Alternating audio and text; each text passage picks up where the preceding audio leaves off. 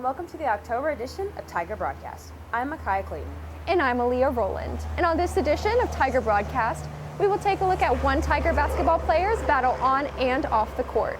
We will also take a look at how one student brought together a community to help an unlikely friend. Stay tuned for all this and more on this edition of Tiger Broadcast.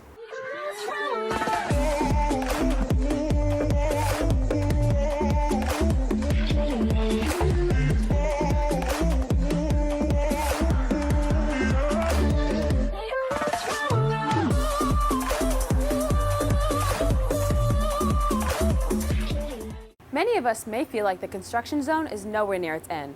Well, you'd be right. Reporter Aaliyah Rowland and photographer Lauren Tripshus give us an update on what we can expect LSHs to look like when it's all said and done, along with the completion date. As learning continues at Tiger High, something significant has been happening behind the scenes.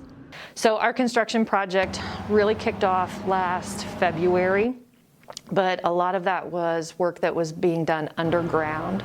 And then they started in on more noticeable construction, which was the upper floor of A and then a lower portion of the second floor of A. We've now opened up 11 newly renovated classrooms that are now up and running.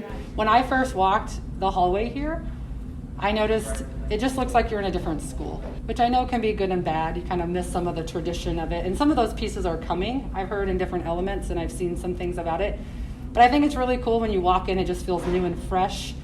Lee Summit is already seeing huge transformations in their school, but these changes are just the beginning.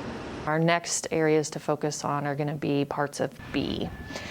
And so we have three new innovation hubs that are going in, and those just hold a variety of learning spaces. And then the other part is what we're calling flex rooms.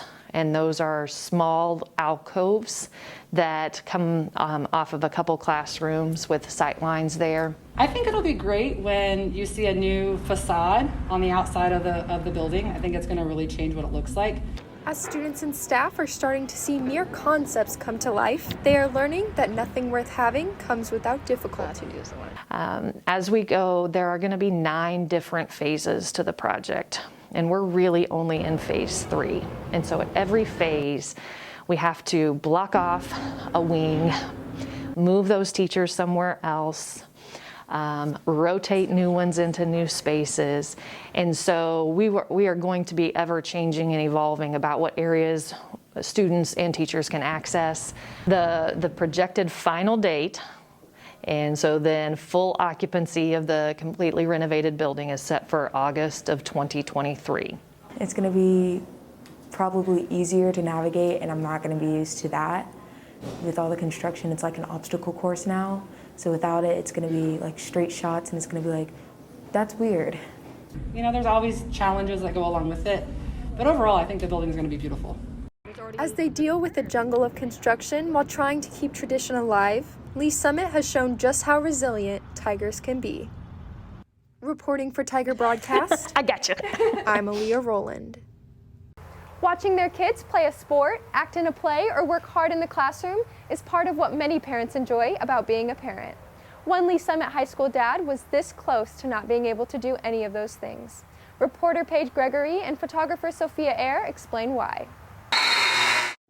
From a young age, LSH's senior Bryson LaRue fell in love with one sport. Like growing up, I played all sports, and I just had a deeper love for basketball than any of the others. So we've been playing basketball since we were 5. Actually, it was when we were 4, because I was younger, he was younger, and we played in the LSJBA team when we were younger. As he grew up, he continued to develop a passion for the game.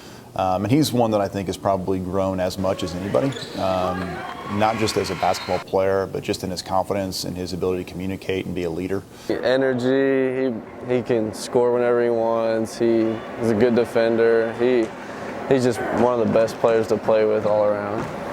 While Bryson was having the time of his life, one of his biggest supporters was fighting for his.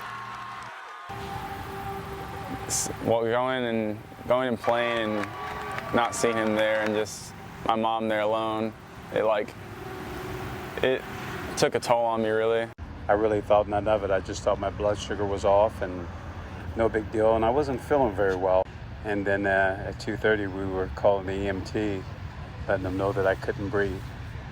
And just like that, the change started to happen. Ramon was trying to survive. Bryson was trying to play, knowing his dad was not in the stands. Him not being there most of the time, like it was rough, like with my mom and like having to help her out with a lot of extra stuff and keeping her good and keeping my sister good. The basketball season is right around the corner, and it looks like Bryson's #1 fan will not only be spending time in the stands, but will also be spending time with loved ones. It just gave you such inner strength, you know, and knowing that the will to live and the purpose of life is your family, and that made all the difference in the world. Reporting for Tiger Broadcast, this is Paige Gregory. It's inevitable that there will be new staff in any school building just about every year. Lee Summit High School is no different. Reporter Erica Dickinson and photographer Nivea Brown take a closer look at one of the 9 new Tigers. The newest Lee Summit administrator likes to rise earlier than most. My daily routine usually starts with a 4 o'clock wake-up call, and I usually take my dogs and go running. She is just as driven in her professional life as she is in her personal life. My favorite thing is just her work ethic. She is just a go-getter. She has always indicated that she is a person who wants to get in and do the work, do it well, do it efficiently. Dr. Morris impressed us because she is a go-getter and she really likes to get involved in a task and just put everything into it and get it done. Clearly, it was her experience and drive that gave her a foot up on getting the job. I've worked in Kansas for the last 10 or 11 years, 10, 12 years. I was a teacher for most of those years in the high school setting, but the last 3 years I was an administrator in the middle school level. So every time we go through a hire, we're looking at what are the holes that we have to fill, what specific skill sets are we looking for, and which is the candidate that best fits those. The thing that most interested me about Lee Summit High School was the changes that the building's going through and the possibilities. So I heard that, you know, you're doing this $2 million, $200 million, I don't know, fairly large renovation to the building with the idea they want to do inquiry-based learning. She's jumped right in here with all of our construction and our new API system, all the new things that we're doing this year. She's just jumped right in and been flexible. It's not all work with Dr. Morris. I love what you guys have to do it. You know, I love the football games, the marching band, and all the athletics and activities, and I'm looking forward to hearing your concerts and watching your games and, you know, and watching your weekly episodes. Say hello to our newest Tiger. Seems so cheesy. I'm Erica Dickinson. If you had $250, how would you spend it? Clothes, a bill, food? Photographer Micaiah Clayton and reporter Kira Wilburn show us how one teen spent his $250 in this next package. Lee Summit Junior Josh Odell spends his days doing normal things. I ride my bike around downtown Lee Summit and freaking road rash my back and weave through traffic and work out and do a ton of crazy stuff. At the start of school, one of those normal days turned out to be different than the rest. I was weaving through traffic downtown and I asked him what he needed and he said he wanted a ride up to the train station. I gave him a ride. Josh decided to give his new friend Bruce a much-needed lift in multiple ways, and that ride turned out to be more than he expected. I drove him up to the train station and then took a picture with him after I had like a 30-minute conversation, and then I put on my Snapchat story, I want to help this dude out. Y'all can Venmo me, and if you guys get up to $250, I'll match $250, and we got $310 in a day. So I ended up giving him a backpack, a ton of stuff, Dairy Queen, everything that you would need, and $400. It's not every day that teenagers have $250 for themselves, let alone for a total stranger. He'd do something that berserk just to help somebody else out. I think it's pretty dope. So, you know, he'll be like something as simple as like holding the door open. He'll do that, but also, you know, raise $250 for Bruce. The fundraiser turned out to be better than expected. Yeah, I know Josh has a lot of friends and a lot of generous friends at that.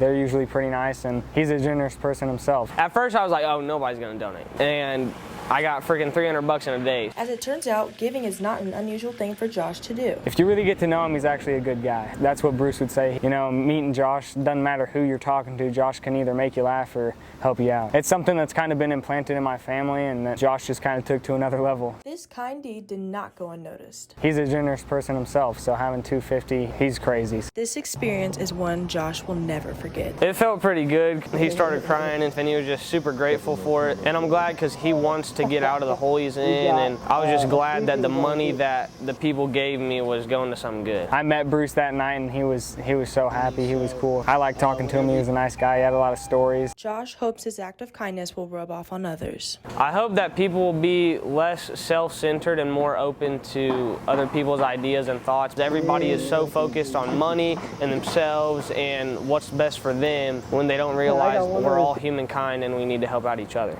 Clearly, this Lee Summit Jr. is off to a great start. Signing out for Tiger Broadcast, this is Kira Woolburn. Making your mark after high school graduation is the goal for many Lee Summit High School graduates.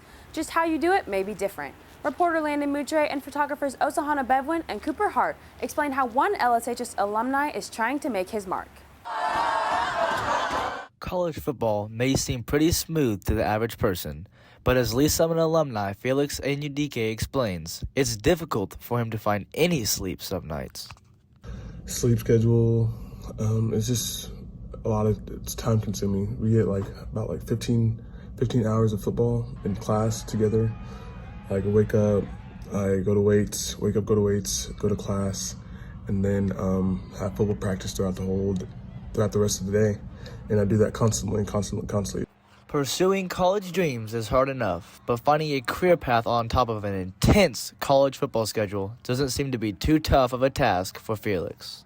I plan to work in cybersecurity or be a football coach because I really like both of those, and they make a lot of money. And I always like computers and stuff like that, and the different coding and stuff. So I changed my major to computer science to hopefully get a job in cybersecurity. On top of his extreme dedication to his new major, he has also put some serious work into earning a starting spot on K-State's defense. It was pretty hard earning the starting spot because at first, coming into K-State, I never worked on a 4-down defense. It's like a 4-man front. I never played that before, so I had to learn a lot. Felix's hard work and dedication isn't something new. His former high school friends and teachers have witnessed his high work ethic firsthand on and off the field. He constantly worked in a weight room and on the field. He just got bigger and stronger, and that ended up paying off for him in the long run, and he's a great football player now. His other classes, I think he utilized, a little bit of before and after school time, and, he was able to manage his time for the most part. Of course, Felix was a great leader. He led by example. He was probably one of our best players, which is always something you love to see out of your leaders. Was definitely his attitude on the field. He's a great dude. He has that energy, fly around, and it was just fun to play with him. He was actually really good with being really nice to everyone. Definitely had a vivacious personality, so people would gravitate to his personality all the time. The hard work seems to be paying off, as he was recently named Big 12 Newcomer of the Week. But it didn't come without a price. I don't get enough free time than a regular college student. I am doing this 15 hours a day, so I don't really get that much. Probably at night I have to do some homework and stuff like that. That homework and 15-hour workday may help Felix get to his ultimate goal, and that is to play NFL football and to be a Hall of Famer. Reporting for Tiger Broadcast, this is Landon Moutre. Thank you for tuning in to this edition of Tiger Broadcast. For packages and more, visit tigerbroadcast.com or follow us on Twitter and Instagram at TBTV8 Tigers. Once again, I'm Micaiah Clayton. And I'm Aaliyah Rowland. See you next time, Tigers.